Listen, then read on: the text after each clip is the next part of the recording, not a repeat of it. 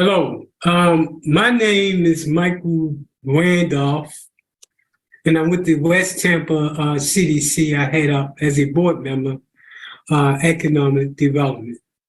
I'm also the CEO for the Center for Nonprofit and Community Development, as well as the National Institute for Strategic and Tactical Planning.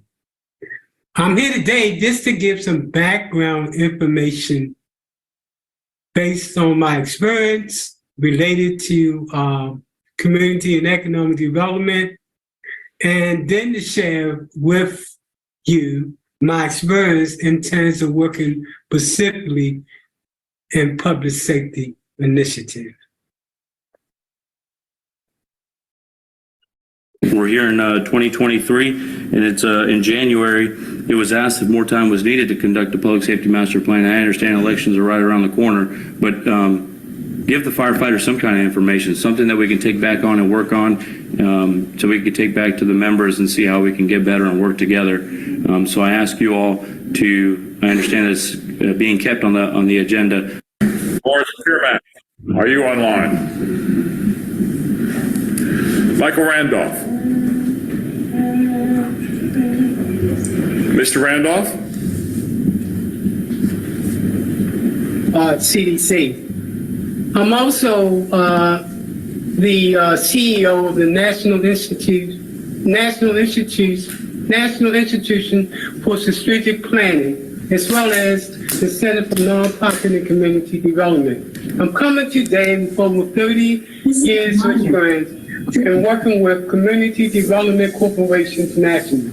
I started out as a community organizer / community engagement specialist. From there, I went to community program development, including specialized in public safety, workforce development, and business development. From there, I went to community strategic planning in the area of community comprehensive programs in distressed neighborhoods. In terms of training, nationally, I've been trained by the LIST Foundation, which is a local initiative for support corporation, as well as the community partner.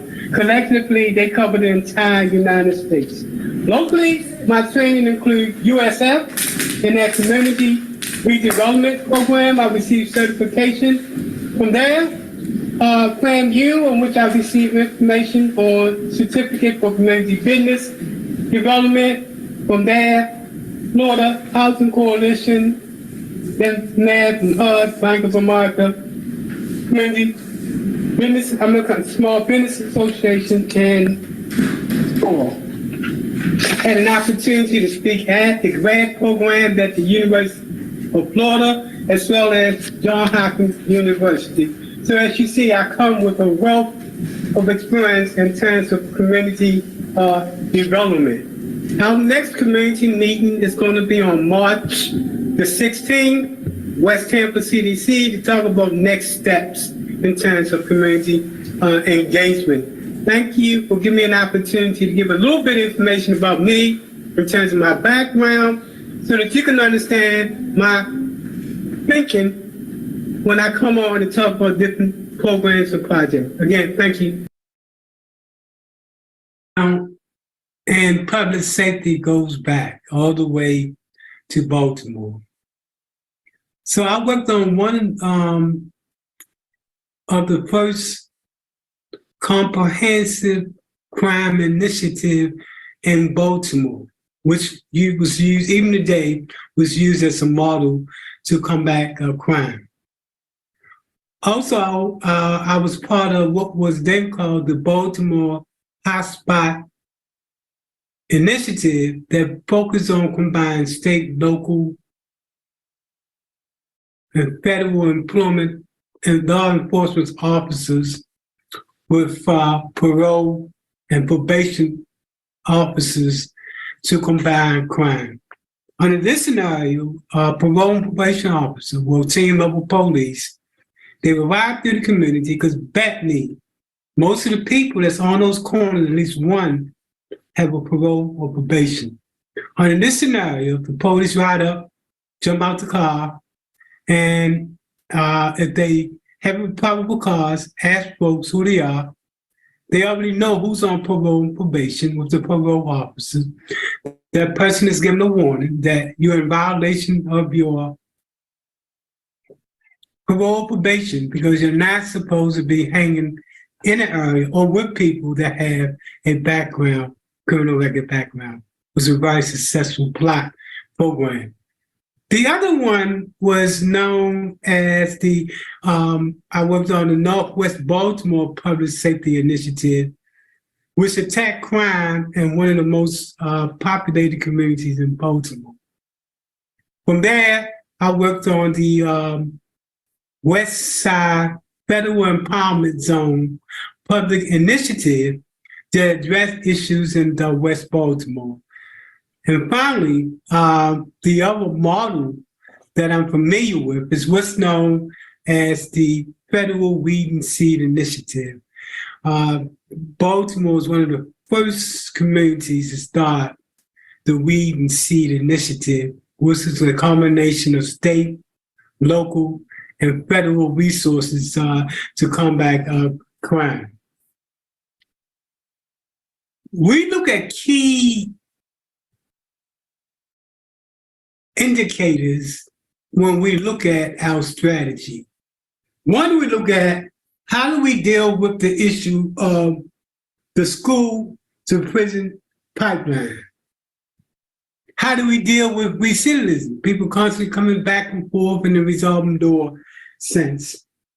And how do we focus on both Generation Z and Generation Alpha, which is two of the generations that by far tend to be the most violent, in addition to looking at the other generation, be it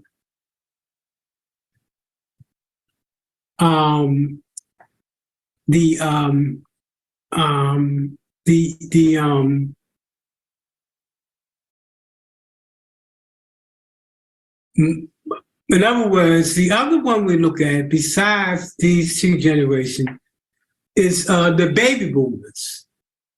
When we look at crime, we see that there are three generational schools of thought. That is Generation Z, Generation Alpha, and baby boomers. Specifically baby boomers because they tend to be older. They tend to have a fixed income, Social Security, something like that, and very limited in income. So for them,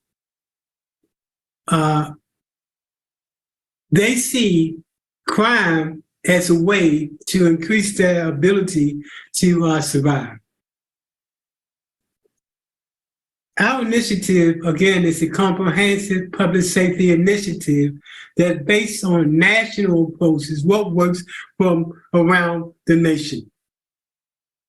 A particular concern is the increase in violence that is experienced not only in West Tampa, but nationwide.